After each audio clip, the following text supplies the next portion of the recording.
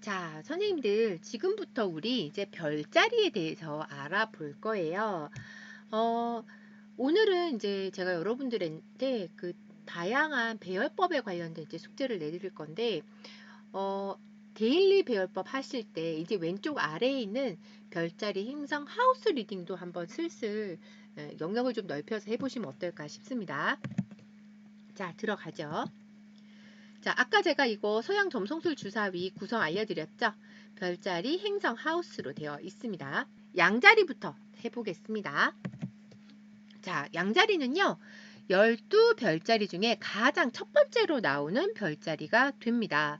어떤 걸 보고 만들었냐면 형상을 보고 이 기호를 만들었는데요. 양의 이 딱 뿔하고 얼굴하고 요 모양을 그대로 옮겨서 만들었다고 합니다. 빨간색으로 되어 있는 건 우리가 배웠던 사원소 중에 불사인이라는 얘기가 되는 거죠. 그래서 숫양의 머리와 뿔을 형상화해서 만들었다라고 합니다. 이 양자리는요, 혹은 새싹을 형상화했다라고 얘기하기도 하는데요. 마치 땅속에서 새싹이 돋아나는 것 같은 그런 모양으로 보이기도 하잖아요. 네, 그래서 그렇습니다. 양자리는요, 도전정신, 개척정신이 뛰어나고 내 갈 길은 내가 정한다. 약간 그런 느낌에 항상 앞서가는 그런 별자리가 됩니다. 자, 이번에는 황소자리인데요. 자, 황소는 이 황소의 머리와 뿔인데 아까 보셨던 이 양자리하고는 달리 자, 양자리는 이렇게 생겨서 여기가 되게 좁았잖아요. 자, 그런데 황소자리는 여기가 넓어요. 네, 그래서 초록 색깔 흑사인답게 뭔가 실리를 추구할 수 있는 여기다가 실리적으로 뭔가를 담을 수 있는 보석이 됐던 돈이 됐던 네, 그래서 여기가 좀 벌어져 있다는 거. 여기에 뭐 담기가 딱 좋겠죠. 어떻게 보면 반지같이 보이기도 하네요. 네, 흑사인답게. 자, 황소자리 소유욕, 근시안적, 소탐대실. 아무래도 이 흑사인이다 보니까 뭔가 이제 그 실리적인 이런 걸 추구하는 그런 성향이 강해서 노후에 탄탄한 재력가가 많다고 합니다.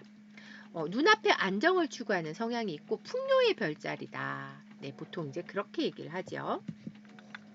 자, 쌍둥이 자리입니다.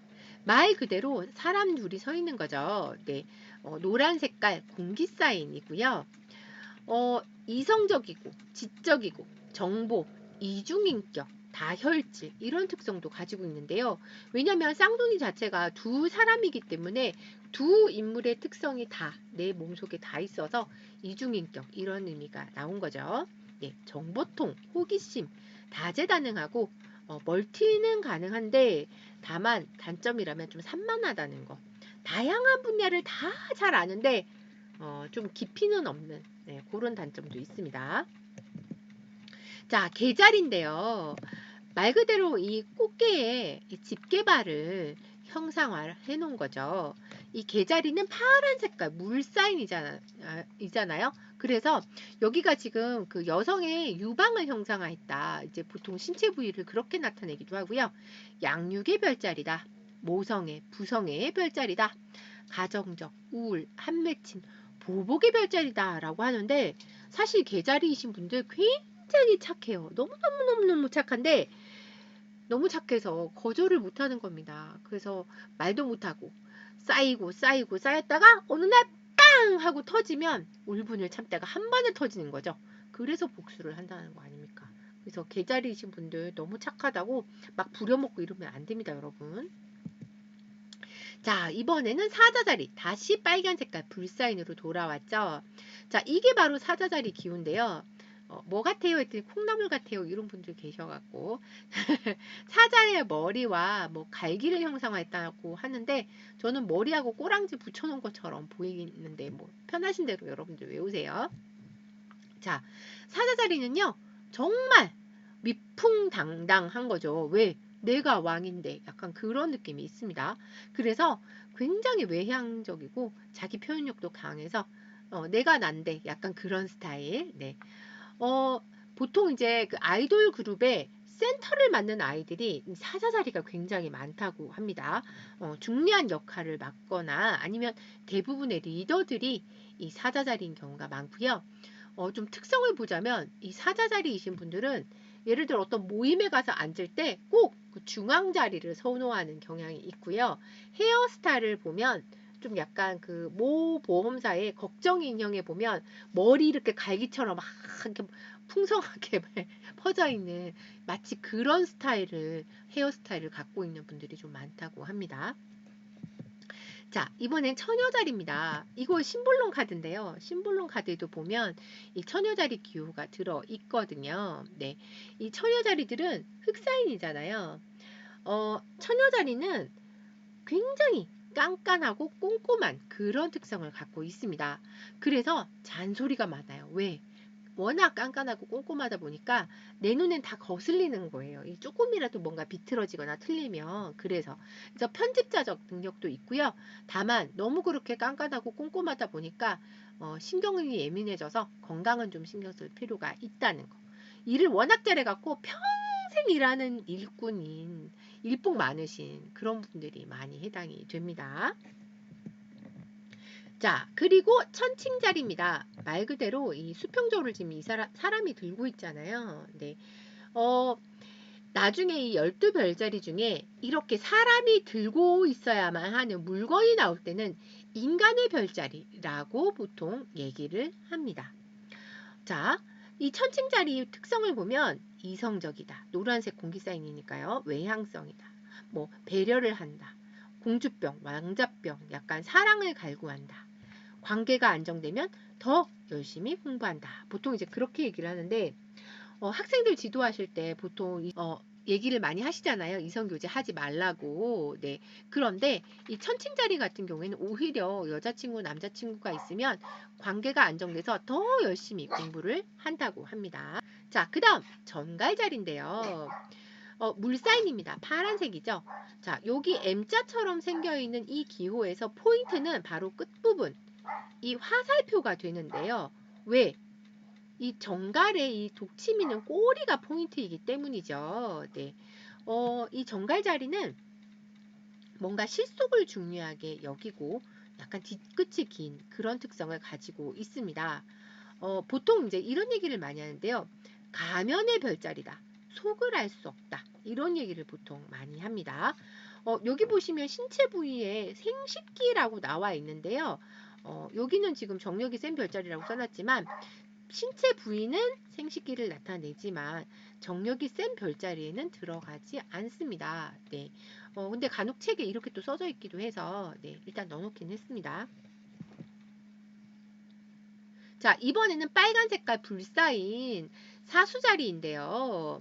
초긍정, 유쾌, 활발, 영말별자리다 라고 있는데 사수자리는요. 이렇게 반은 사람이고 반은 말이에요. 반인반마예요. 네. 그래서 요 기호는 이 활과 화살을 네, 나타낸 거죠.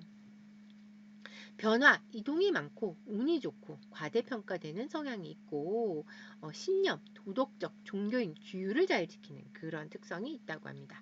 신체 부위는 허벅지죠. 말벅지죠. 완전. 네. 자, 여기 보면 그 반인반마의 괴인으로 켄타우루스족의 장로인 키론이 정갈을 활로 겨냥한다 이렇게 써놨는데요. 자, 이거는 밤하늘에 있는 별자리예요. 이 사수 자리가 이 정갈 자리를 마치 활로 쏘려고 겨누고 있는 것 같은 그런 형상으로 별자리에 드러나기 때문에 이 말이 나온 거죠. 자, 이번에는 염소 자리입니다. 여긴 지금 제가 산타는 돌산을 타고 있는 염소를 갖고 왔는데 사실은요 현실에는 있지 않은 동물이에요. 상상의 동물이죠. 물고기 꼬리를 가진 염소의 몸과 머리. 혹시 물고기 꼬리를 가진 염소를 보신 적이 있으십니까? 없잖아요. 이거는 그 탄생 배경이 신화에서 났기 때문이에요. 괴물 티폰을 피해 급하게 물고기로 변신해 도망가는 목동의 신 판이 하반신만 물고기로 변신하고 상반신은 염소의 모양을 한 거라고 이제 되어 있는데요. 별자리에서는 이렇게 드러납니다. 염소의 머리 그리고 꼬리는 물고기 꼬리죠. 네, 이렇게 보통 얘기를 합니다. 이 염소 자리가 이 초록 색깔 실리를 추구하는 흑사인이잖아요. 네, 그래서 뭔가 굉장히 실리를 추구하고 안정을 또 추구하는 약간 이 염소 자리가 손해볼 짓을 하지 않는 좀 약간 그 염소 자리로 태어났다는 이유만으로 90% 이상이 잘 살 수 있다고 한답니다. 네, 놀랍죠? 네. 자, 이번에는 물병자리입니다. 노란 색깔 공기 쌓인.